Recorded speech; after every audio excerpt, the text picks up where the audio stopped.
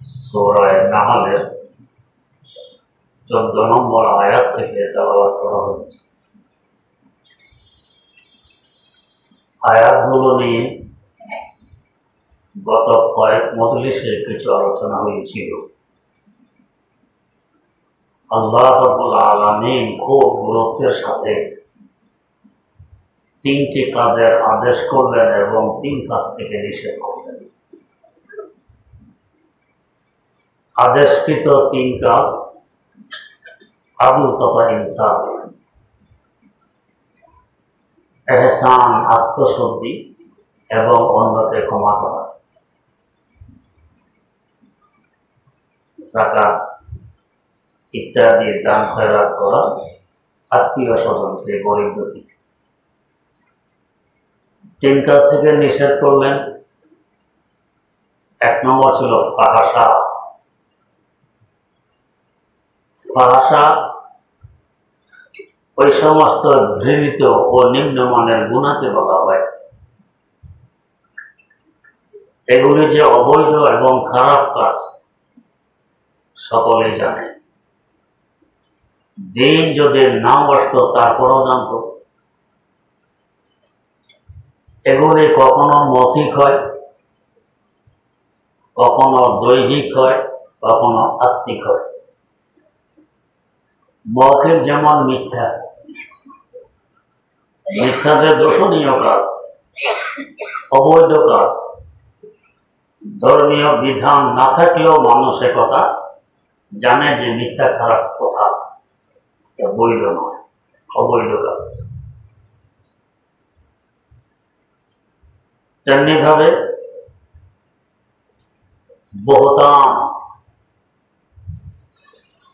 একজনের মধ্যে এর দোষ নেই তারপরও এর দোষ আছে বলে প্রচার করা, অপবাদ দেয়া। এটা যে খারাপ, ধর্মীয় বিধিবিধান না থাকলেও জাতি বিজাতি নির্বিশেষে সকলে জানে এটা খারাপ কাজ। ওর মধ্যে এই দোষ নেই তারপর আমি বলে বেড়াচ্ছি। এই মৌখিকভাবে মিথ্যা বলা কিংবা অপবাদ দেয়া, হারাম কাজ যদি করে, কাজগুলো করে সে ফাসেক হয়ে যায়, সালাম পাওয়ার উপযুক্ততা হারিয়ে যায়। মানুষ যদি জানে, সমাজ যদি জানে এই লোকটি মিথ্যা কথা বলে, এই লোকটি আরেকজনকে অপবাদ দেয়, একে সালাম দেওয়া যায় দিন, সে ফাসেক। তার সাক্ষী গ্রহণ করা বৈধ নয়। যেহেতু সে মিথ্যা বলে, সাক্ষীও মিথ্যা দিতে পারে, তার সাক্ষী গ্রহণ করা যায় না, সালাম দেওয়া যায় না। কেমন অপদস্থর ঘৃণিত হয়ে পড়লো এই লোকটি ঘৃণিত কাজের বিনিময়। এটা হলো মৌখিকভাবে ফাহাশা। আরেকটি হলো দৈহিকভাবে ফাহাশা। এটাও দিন ধর্ম না থাকলেও মানুষ বোঝে এই কাজটি অবৈধ, অপছন্দনীয়, ঘৃণিত, নিম্নমানের কাজ। সেটা কি? সেটা যেমন জিনা, সমকামিতা ইত্যাদি, সকলে বোঝে এটা খারাপ কাজ।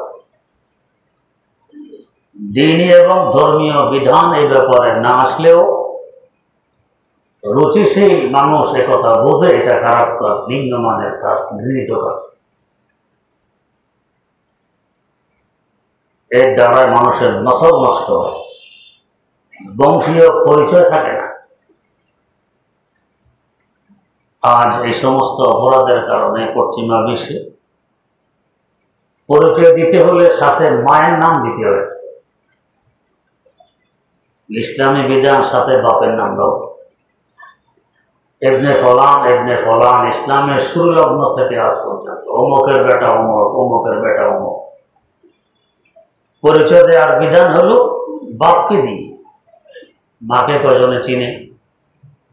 বাপকে পুরো সমাজ চিনে, ও আমার এলাকায় বসবাস করে, মা তো পর্দার আড়ালে থাকে, তার পরিচয় দিলে লাভ হবে কি? তাকে কেউ চিনে না। এখনো যদি আপনাকে জিজ্ঞেস করে আপনার পরিচয় কি, আমি হালিমা খাতুনের ছেলে, কে চিনবে বলেন তো? হালিমা খাতুনের ছেলে। পরিচয় দেওয়া না দেওয়া সমান। হ্যাঁ, আমি আব্দুল্লাহর ছেলে। আব্দুল্লাহকে চিনে সমাজে, কে আব্দুল্লাহ, এলাকায় বাস করে। পরিচয় যাকে দিলে মানুষ চিনবে তাকে দিয়ে তো দিতে হয়, তাই পরিচয় দিবে আব্বা দিয়ে। পশ্চিমা বিশ্বে আব্বার তো কোনো হদিস নেই, কে আমার আব্বা আমি জানি না। বাধ্য হয়ে এখন তাদের আইন পরিচয় দিবে মা দিয়ে। কত বড় বেজ্জতিকর আইন, কত বড় বেজ্জতিকর অবস্থা। ইজ্জত বেজ্জত বুঝার মতো যোগ্যতা যদি হারিয়ে ফেলি তো করার কি আছে। হারাম কাজ, গ্রহিত কাজ, দৈহিক কাজ, জিনা এবং সমকামিতা, এর দ্বারা মন মানসিকতা নষ্ট হয়, দৈহিক শক্তি নষ্ট হয়, প্রজনন ক্ষমতা নষ্ট হয়। এর থেকে বিরত থাকা আবশ্যক। 3 নম্বর, আত্মিক আকীদাগতভাবে খারাপ কাজ। সেটা কি? শরীয়তকে তুচ্ছ মনে করা, অবজ্ঞা করা, শরীয়ত নিয়ে তিরস্কার করা, তুচ্ছ তাচ্ছিল্য করা, এটাও হারাম। এ কাজ যে করবে শুধু ফাসেক হবে যে তা নয়, তার ঈমান চলে যাবে, সে মুরতাদ হয়ে যাবে। মারাত্মক তো মনে করা। ফাহাশার 3য় প্রকার হল শরীয়তকে তুচ্ছ মনে করা। নাথিং। আমরা ইসলামী বিধিবিধানে বিশ্বাসী নই। আসেনি বলে যে অনেকে, আমরা ইসলামী বিধিবিধানে বিশ্বাসী নই, সাথে সাথে আপনি মুসলমানও নন। ঈমান শেষ হয়ে গেছে, এক কথায় মুরতাদ হয়ে গেছে। ইসলামী হুকুমত থাকলে তার শাস্তি হইতো কত। তোমার জিন্দা থাকার অধিকার নেই একথা বলার কারণ। এটা হলো ফাহাশা। আল্লাহ নিষেধ করেছেন, তারপর তুমি অবজ্ঞা করতেছো ইসলামী শরীয়তকে। তোমার জিন্দা থাকার অধিকার নেই। যে সমস্ত কাজ এমন, যে কাজগুলো করলে দ্বীনের ব্যাপারে অবজ্ঞা প্রকাশ হয়, শরীয়তের ব্যাপারে অবজ্ঞা প্রকাশ হয়, তুচ্ছ তাচ্ছিল্য মনে হয়, এ সমস্ত সকল কাজ নিষেধ করলে মুরতাদ হয় যদি মুসলমান করে, ঈমান থাকে না। যেমন কেউ বলল আমি সুন্নত মানি না, আলিয়াজুবিল্লাহ। আমার সামনে এখানে একজন বলেছেন, নাম বলে সবাই চিনবেন, তো আমি সুন্নত মানি না, ইন্নালিল্লাহ। এখানে মাঝে মাঝে নামাজও পড়তে আসে, সুন্নত মানে নবীর হার কথা, হার কাজ, হার সমর্থন, যেগুলো আমাদেরকে আমল করতে হয়, এগুলো সুন্নত। যদি বলে মানি না, তো নবীর কথা, কোরআন শরীফ আল্লাহর ওহী, নবীর নাম না বললে আমরা কি জানতাম এটা যে আল্লাহর ওহী? আমি সুন্নত মানি না, তার মানে ওহীও তো মানলাম না, কোরআনও তো মানা হইল না। কথাটা কোথায় গিয়ে পৌঁছে ওই খবরও নেই, যোগ্যতা নেই। কিন্তু যোগ্যতা যে নেই বোঝার মতো, এটাও বোঝে না। এদের ব্যাপারে বলা হয় আকাশকে নাদা নাদো বেদানা থেকে বেদানা, আকাশকে নাদা নাদো বেদানা থেকে বেদানা, দরজা হলে মোরাক্কব আবাদান ধারে বেমানা, দরজা হলে মোরাক্কব আবাদান ধারে বেমানা। ডবল মূর্খতা, অন্ত করেনি মসজিদ। আমি সুন্নত না, আমি মজহাব মানি না। মজহাব আবার কি? আর মজহাবকে সুন্নতের বাইরের কিছু? ইমামকে নিজের বাপের ঘর থেকে কিছু এনে বলে, নবীর সুন্নতকে সামনে রেখেই তো বলে মজহাব না। আল্লাহ ক্ষমা করো। আকীদাগতভাবে বহতান হইল এমন বিশ্বাস রাখা, যে বিশ্বাসের কারণে ইস্তিগফার বিদ্দীন, দিনকে তুচ্ছ মনে করা হয়, দিনের কোনো ভ্যালু নেই এমন মনে করা হয়, এটা ফাহাশা। আল্লাহ নিষেধ করতেছেন, খবরদার এমন কাজ করবে না, এমন আকীদা পোষণ করবে না, করলে তুমি মুরতাদে পরিণত হবে, তোমার সাজা হবে কত। তো ফাহাশা কখনো মৌখিক হয়, মিথ্যা এবং অপবাদ, কখনো দৈহিক হয় জিনা এবং লেওয়াতত, আবার কখনো আত্মিক হয় আকীদাগত ব্যাপার। যেমন ইসলামী শরিয়াকে তুচ্ছতা ছিল মনে করা, তুচ্ছতা ছিল মনে করা, হালকা মনে করা, মানলে মানলাম না মানলে নেই, কি আসে আছে, এটা হলো ফাহশা। তেমনিভাবে ফাহশার তাফসীর ওই সমস্ত কাজ, যে সমস্ত কাজ তোমার এবং তোমার আল্লাহর মধ্যখানে পর্দা পড়ে যায়। আমার এবং আল্লাহর মধ্যখানে যে সমস্ত কাজ পর্দা পড়ে, এগুলো হলো ফাহশা। আল্লাহ পর্যন্ত পৌঁছা যায় না, বাধা সৃষ্টি হয়, ফাহশা। যেমন হাদিস শরীফে আছে, তো জিনাকার যখন জিনা করে তার দেহ থেকে ঈমান সরে যায়, ঈমান ভিতরে থাকে না, ঈমান সাথে নিয়ে জিনা করবে, ঈমান এটা বরদাস্ত করে না, সে সরে যায়। এটা এখন আর পর্দা হয়ে দাঁড়াইলো আমি আর আমার আল্লাহর মধ্যে না। তেমনিভাবে সমকামিতে এই সময় ঈমান আমার থেকে সরে যাবে, আমার মধ্যে থাকবে না, আল্লাহ থেকে আমি দূরে সরে গেলাম। ঈমান থাকলে এই কাজ করা আমার পক্ষে সম্ভব হইত না, ঈমান সরে গেছে বিদায় কাজটা করতেছে। কাফের মুশরিক নাস্তিকটা করে, সেটা কিছু আসে যায় না, আগে থেকে তো ঈমান নেই। মুসলমান করলে এই কাজ করা অবস্থায় তারও ঈমান থাকে না, বেরিয়ে যায়, না হয় এই কাজ করা সম্ভব হইত না। তাহলে আমার এবং আমার আল্লাহর মধ্যখানে এটা হলো পর্দা।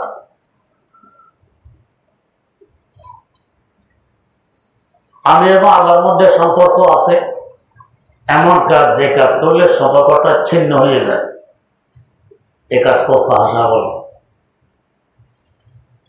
আপনার চাচার সাথে ভালো সম্পর্ক, একদিন চাচার বিরুদ্ধে একটা অপবাদ তুলে দিলেন, সম্পর্ক ছিন্ন হয়ে গেল, এটাও ফাহশা। তেমনিভাবে আল্লাহর সাথে সম্পর্ক আছে, এমন কাজ করলাম যে কাজে আল্লাহ থেকে আমাকে দূরে সরাই দিল, বিচ্ছিন্ন হয়ে গেল আল্লাহ থেকে, এটাকে বলে ফাহশা। চাই জিনা হোক, চাই সমকামিতা হোক, চাই চুরি হোক, চোর চুরি করে এই অবস্থার ভিতরে ঈমান থাকে না, ঈমান থাকলে চুরি করা সম্ভব হইত না, ঈমান সরে যায়, পরে আবার ফিরে আসে। আমি এবং আমার আল্লাহর মধ্যখানের যে সমস্ত পর্দার আর আছে, এগুলো সব হলো ফাহশা। আল্লাহ থেকে যে সমস্ত কাজ আমাকে বিচ্ছিন্ন করে দেয়, এগুলো হলো ফাহশা। এটা সম্পদ হইতে পারে, আয় আওলাদ বা বাচ্চা হইতে পারে। একটি সম্পদ আমি নিয়ে আসলে কেউ দেখবে না, জানবে না, বুঝবে না, কিন্তু আরেকজন নিয়ে এসেছি, এই সম্পদের লোভে আমাকে আমার আল্লাহ থেকে বিচ্ছিন্ন করে দিল, এটা ফাহশা। আল্লাহ কঠোরভাবে নিষেধ করতেছে। তেমনিভাবে আয় আওলাদ, সন্তান সম্পত্তি, এমন কোন কাজ সন্তানের মুহে পড়ে করা যে কাজটা আমার আল্লাহর দৃষ্টিতে অপছন্দনীয়। আমার মেয়ে আছে, বলতেছে যেভাবে হোক আমার বয়ফ্রেন্ডের সাথে আজকে আমাকে যেতে দিতে হবে। বাস এই মেয়ের মোহে পড়ে তার বয়ফ্রেন্ডের সাথে তাকে ছেড়ে দিলেন, সে সিনেমা দেখতে যাবে, আল্লাহ থেকে আপনাকে বিচ্ছিন্ন করে দিল, এই কাজটা ফাহশা। বয়ফ্রেন্ডের সাথে ঘুরতে দিতে হবে, আপনি বোঝেন না কেন সে ঘুরতে যায়, এরপরে ঘুরতে দিলেন। অনেকে বলে কি, যৌবনকালে একটু একটু পরে পরে ঠিক হয়ে যাবে, পরে ঠিক হবে, তো হবে, আপনাকেও ঠিক করবে, আপনার সিনায় পিস্তল ধরবে, আজ টাকা না দিলে এখন না পিস্তল ছেড়ে দিব, টাকা দিতে হবে। কেন? তার হিরোইনের নেশা, মদ খাওয়ার নেশা। যখন মনে ওঠে মদ খাওয়ার কথা, যখন সময় আসে হিরোইন খাওয়ার, তখন সে পাগল হয়ে যায়, বাপের বুকে পিস্তল থাকে তো দ্বিধাবোধ করে না। ছেলের মোহে পড়ে দিয়ে দিলেন পয়সা হিরোইন দিয়ে, মদ খেতে, আকামে কুকামে ব্যয় করতে, আল্লাহ থেকে আপনাকে বিচ্ছিন্ন করে দিল এই সন্তান, এটাও ফাহশা। তাই অঙ্কুরেই সন্তানের হেফাজত করা লাগবে। আজকে এক মুরব্বী আমার কাছে এসেছেন, হুজুর ছেলে কথা শোনে না, আড্ডা দেয় বকাটে ছেলেদের সাথে। এখন আমার আওতার বাইরে কি করব? বললাম, ছেলেকে মোবাইল দিয়েছেন? কইছি। নিজ হাতে ঠেলে আগুনের ভিতরে ঢুকাই দিলাম। এরপর বলি, হুজুর ছেলে আগুনের ভিতরে যাতে না জ্বলে, কি করব? বললাম তো, কি জবাব দিবেন? দরমিয়ানে কারে দরিয়া তপ্তে বন্ধন কর দাই, দরমিয়ানে কারে দরিয়া তপ্তে বন্ধন কর দাই, बाज में गोये के दामन तर मकुन होशियार बास, बाज में गोये के दामन तर मकुन होशियार बास। সাগরে ছেড়ে দিচ্ছি আর সতর্ক করতেছি, খবরদার কাপড় চোপড় যাতে না ভিজে। এই খবরদারের 2 পয়সা মূল্য আছে। মোবাইল আমি সংগ্রহ করে দিলাম, বড় মোবাইল। যুক্তি পেশ করে কি, আরেকজনের মোবাইল দেখে, আরেকজনের বাড়ি গিয়ে দেখে, তো এর থেকে তো বাবা আনিয়ে দেই, আমার ঘরে বসেই দেখুক। তার মানে আরেকজনের বাড়ি গিয়ে 20 কেন খাবে, 20টা আনিয়ে খাওয়াই দিই। যুক্তির কথা হইল, আরেকজনের বাড়ি গিয়ে কেন মরতো, আমার বাড়িতে মরুক। এটা সন্তানের জন্য দয়া হয়নি, মায়া হয়নি, দুশ্মনী হয়েছে। সন্তানকে ব্যবস্থা করে দিলাম 20 খাওয়ার, ধ্বংস হওয়ার। 1000 নয়, লক্ষ যুবক যুবতী ধ্বংস হয়ে গেছে মোবাইলের পিছনে পড়ে। আমাদের কাছে তো অনেকে চিঠি লেখে, ইসলাহি চিঠি। হুজুর ওয়াজ শোনার জন্য খরিদ করেছিলেন, নিয়ত কত ভালো। একটু একটু করতে করতে তো এমন এমন এমন গুনাহে জড়িয়ে পড়েছি আর ছাড়তে পারতেছি না। এখন কি করে? এমনকি গত সপ্তাহ আমার কাছে একজন চিঠি লিখেছে, হুজুর এই মোবাইলের পিছনে পড়ে আমার জনশক্তি শেষ করে ফেলেছে। এখন আব্বা আম্মা বিয়ে দেখতেছে, আমি তো লজ্জা, না নিষেধ করতে পারি, না আমি হ্যাঁ বলতে পারি। আমি তো স্ত্রীর হক আদায় করতে পারবো না, স্ত্রীরও থাকবে না আমার কাছে। এই মোবাইলের মানসিকতা ধ্বংস, অর্থ করে ধ্বংস, সময় কেড়ে নিচ্ছে, আমল কেড়ে নিচ্ছে, ঈমান কেড়ে নিচ্ছে, এক সময় জানও কেড়ে নিচ্ছে। মারাত্মকতম ধ্বংসাত্মক একটি যন্ত্র। বিজাতির ষড়যন্ত্রে আমরা পড়ে গেছি, যার কারণে সব ধ্বংস হতে চলছে। মনে হয় যেন আমরা এখনো ঘুমিয়ে আছি। আশ্চর্য হবেন, এক মা তার ছেলের সামনে বলতেছে, আমার ছেলেকে জিনে ধরছে, এখন তদবির চাই। জিনে ধরছে কেমনে বুঝলেন জিনে ধরছে? জি, ছেলে মোবাইল নিয়ে বাথরুমে ঢুকে দুয়ার বন্ধ করে দেয়, সিটকারে আটকাই দেয়, এটা জিনে ধরছে। জিনে শুধু ছেলেকে ধরে না, জিনে তো তোমারও ধরছে। জিনে ধরা কাকে বলে এটা বোঝো না? ছেলে মোবাইল নিয়ে বাথরুমে ঢুকে সিটকারে আটকিয়ে দেখো, জিনে ধরছে, এটা জিনে করে। তো বাচ্চা থেকে মোবাইল নিয়ে নিয়ে সে বেহুশ হয়ে যায়, এটা জিনে ধরার আলামত। জিনে তোমারও ধরছে। আজকাল বিভিন্ন প্রতিষ্ঠানে পরীক্ষা হয়, বোর্ড পরীক্ষা। উত্তরবঙ্গের কাগজ যায় দক্ষিণবঙ্গে, দক্ষিণবঙ্গের কাগজ যায় উত্তরবঙ্গে কাগজ কাটার জন্য। আমাদের বাড়িতে একজন এক্সামিনার উত্তরবঙ্গের কাগজ আসছে। 2 ছেলে উত্তরবঙ্গ থেকে আসছে আমাদের বাড়িতে। এরা বোর্ডে কিছু টাকা দিলে জানায় দেয়, তোমার কাগজ অমুক জায়গায় গেছে, এক্সামিনার অমুক। সেখানে গিয়ে চুক্তি করে, গোল্ডেন A+ পাইতে হলে এত টাকা লাগবে, শুধু A+ হলে এত টাকা, ইত্যাদি ইত্যাদি। এই 2 ছেলে গিয়ে আমার চাচাকে জিজ্ঞেস করতেছে, হুজুর অমুক কি আছে বাড়িতে? তো দেখেন যে ছেলেগুলো তো আমাদের এলাকা নয়, অন্য এলাকা। বাবা তোমরা কোথা থেকে এসেছো? তো আমরা এসেছি রাজশাহী থেকে। এত দূর থেকে কি উদ্দেশ্যে আসা? আমাদের এক সাথীকে বুথে পাইছে, বুথে ধরেছে, উনি নাকি বুথ তাড়ায়, এই যে ওনার কাছে আসছে। চাচা বড় শিক্ষিত, বোঝেন তো, বুথে তো সাথীকে ধরে নাই, বুথে তো তোমাদেরকে ধরছে। তোমরা পরীক্ষা দাও নাই? জি দিয়েছিলাম। তো বোর্ড থেকে খোঁজ নিয়ে এসেছো, তোমাদের কাগজ এ বাড়িতে এসেছে, তা না? এখন চুপ আর কথা বলে। কিভাবে আমরা মানুষ হব? আল্লাহ তো আমাদের নিজে পাইছে ভূতে, আমাদেরকে ধরছে ভূতে, উল্টা করে ছেলেকে ভূতে ভেসে, ছেলে বাথরুমে গিয়ে চিৎকারি আটকায় মোবাইল নিয়ে নিলে ছেলে ধ্বংস হয়ে যায়। ভূতে ধরছে, ভূতে তো তোমাকে ধরছে, বোঝো না কেন ছেলে চিৎকারি কেন আটকায়, বেহুশ কেন হয়? আরবিতে আছে একটাকে বলে মরজ, অসুস্থ, একটা তামাররুজ, ইচ্ছা করে সে দেখায় আমি অসুস্থ, আসলে মোটো অসুস্থ নয়, সুস্থ। অনেকে আছে অসুস্থের বানা দিয়ে হাসপাতালে গিয়ে থাকে কোনো কারণ, এগুলিকে বলে তামাররুজ। এইভাবে আমাদের মানসিকতা খেয়ে নিচ্ছে, জেহেন জাকাওয়াত খেয়ে নিচ্ছে, স্মরণ শক্তি খেয়ে নিচ্ছে, পিতামাতার আদব ইজ্জত এহতেরাম সব খেয়ে নিচ্ছে, ওস্তাদের এহতেরাম খেয়ে নিচ্ছে, প্রতিষ্ঠানের এহতেরাম খেয়ে ফেলতেছে। প্রতিষ্ঠান কোনো কানুন করলে তার বিরুদ্ধে যুক্তি পেশ করতেছি। আমার লেখাপড়া হবে কোত্থেকে? সব ধ্বংস হতে চলছে এটার পিছনে। এরপর আমি ছেলেকে সংগ্রহ করে দিই, পরে যৌবনকালে কিছু পরে ঠিক হয়ে যাবে, পরে জীবনও ঠিক হবে। এক বেটা বিল্ডিং বানাবে, বিল্ডিং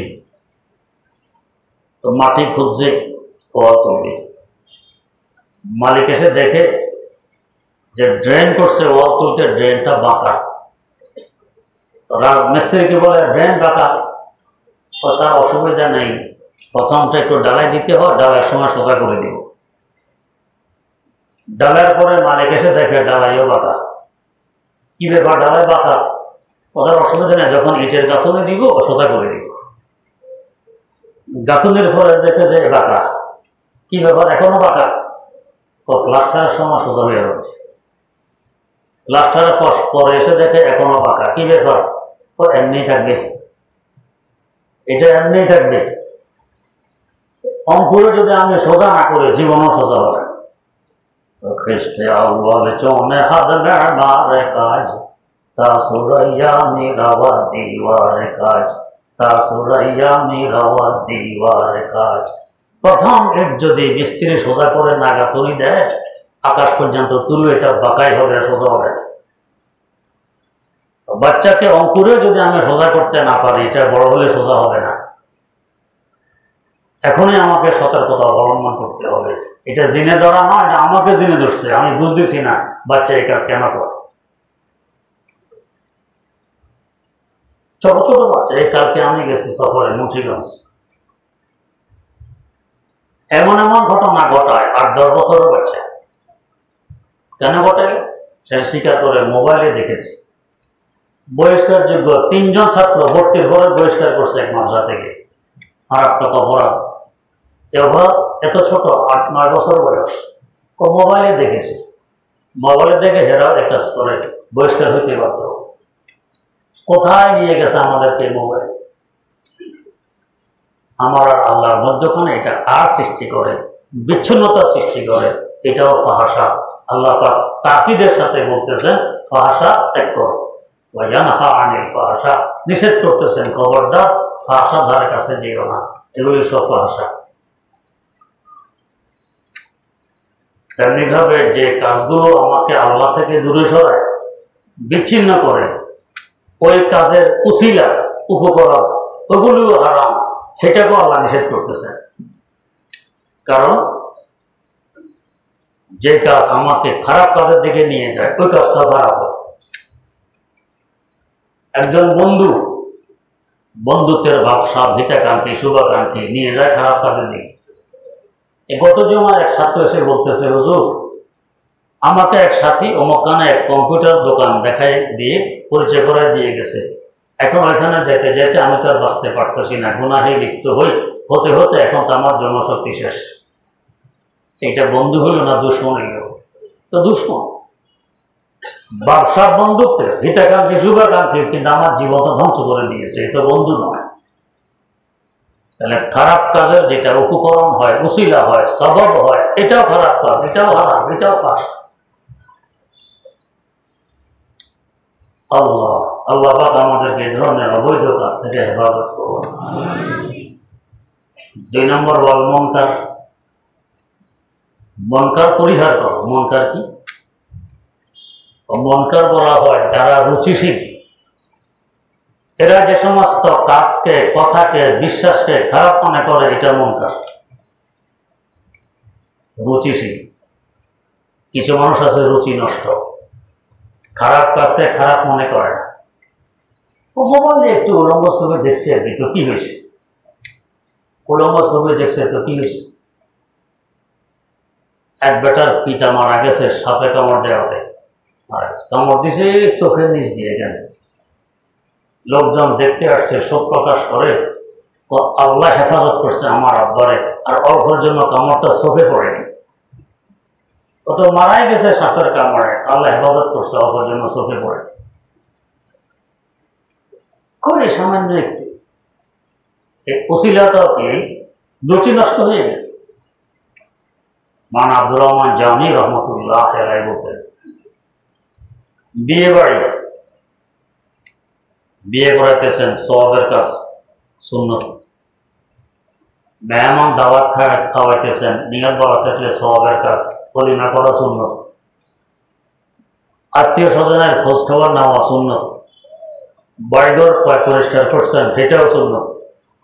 হাদিসে আছে তোমার ঘর, এমনকি ঘরের আঙ্গিনা, নাজ্জিফু আফনিয়াতাকুম, ঘরের আঙ্গিনাকেও পরিষ্কার পরিচ্ছন্ন রাখো, হাদিস শরীফে আছে। সুন্নাত বাবা কাজ। এরপরে একটু গান বাদ্য,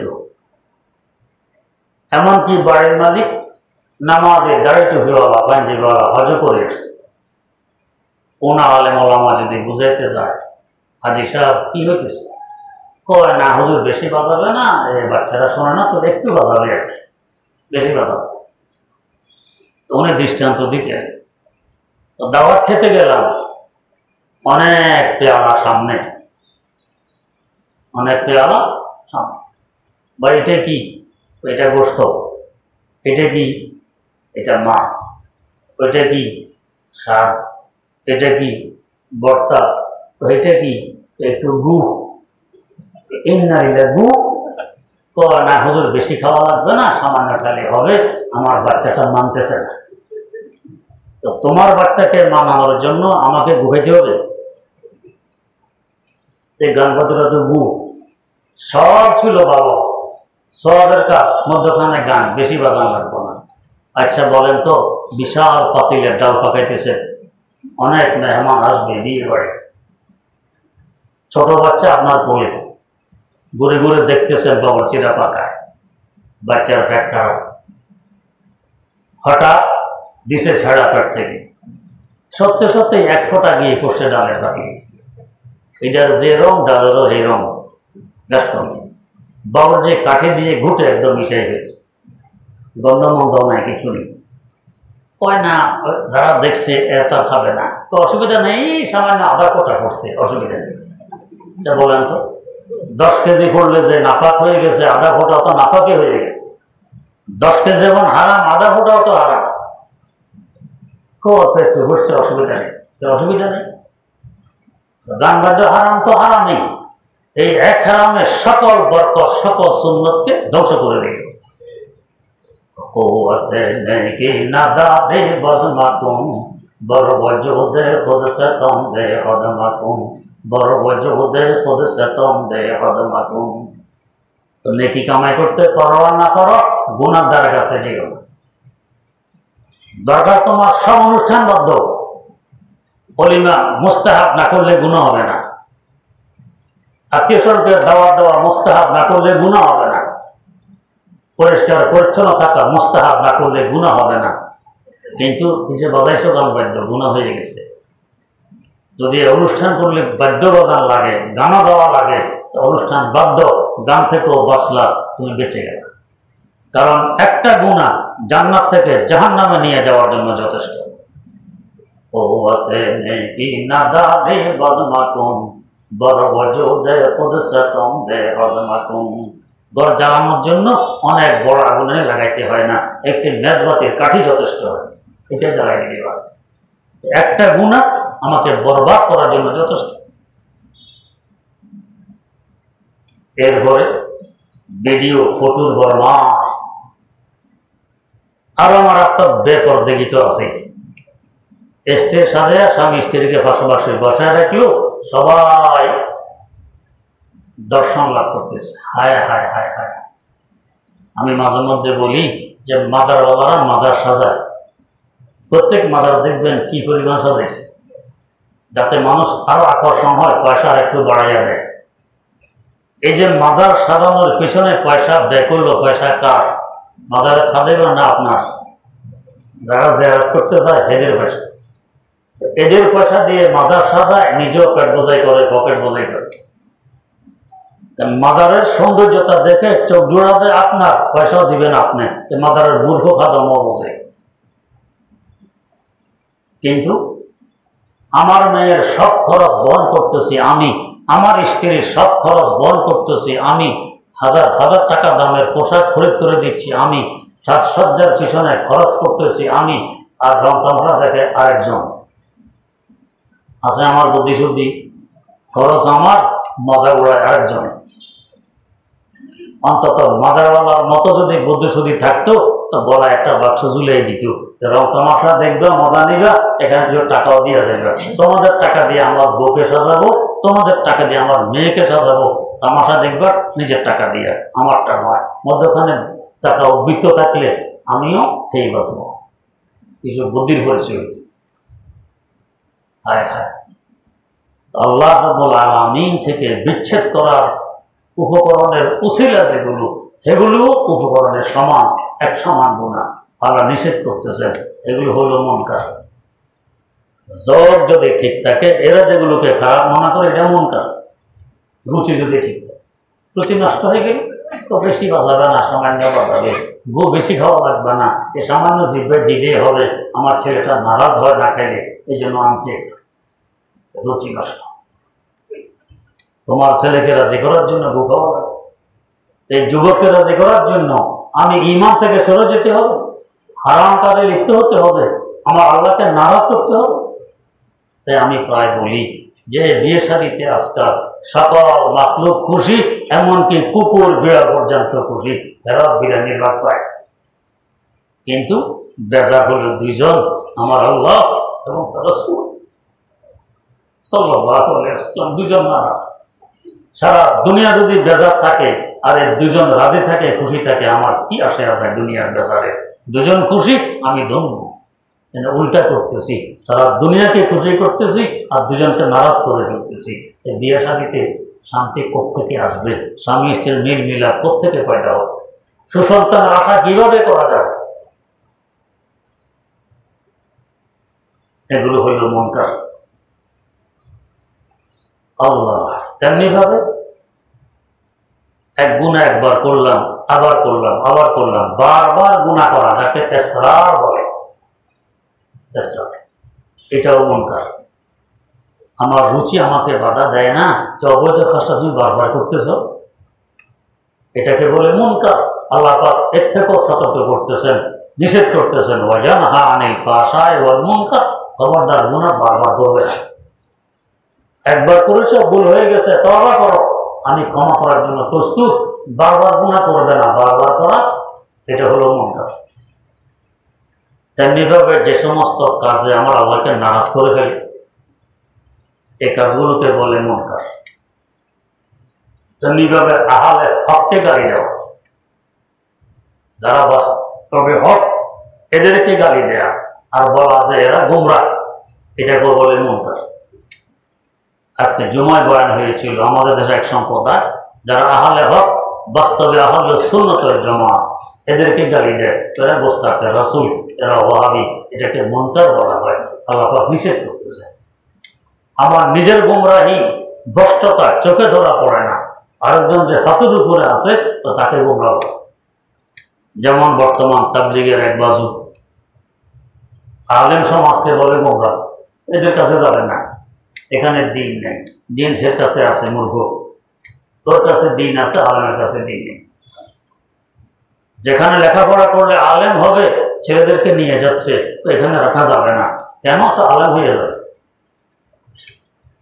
এক ছেলেকে স্কুলে পড়াইছি, বাবাই করছি, এটাকে মাদ্রাসা পড়া এত বিপদ, এটা আমার কথা শোনে না। আপনার তো গোমরাহের দিকে হাঁটতেছেন, আপনার কথা শুনবে কিভাবে? তো দোষ হইল মাদ্রাসায় পড়া, দোষ হইল আলেমের, এটাকে মুনকার বলা হয়। তেমনিভাবে বেদাত আবিষ্কার করা কিংবা বেদাতের উপরে আমল করা, এটাকেও বলে মুনকার। যারা বেদাত করে বুঝো না আমি বেদাত করতেছি, এটা হলো মুনকার। আল্লাহ রাব্বুল আলামিন আমাদেরকে ফাহশা এবং মুনকার থেকে হেফাজত করুন। সুবহানাল্লাহি ওয়া বিহামদিহি, সুবহানাকা আল্লাহুম্মা ওয়া বিহামদিক, আশহাদু আল্লা ইলাহা ইল্লা আনতা, আস্তাগফিরুকা ওয়া আতুবু ইলাইক।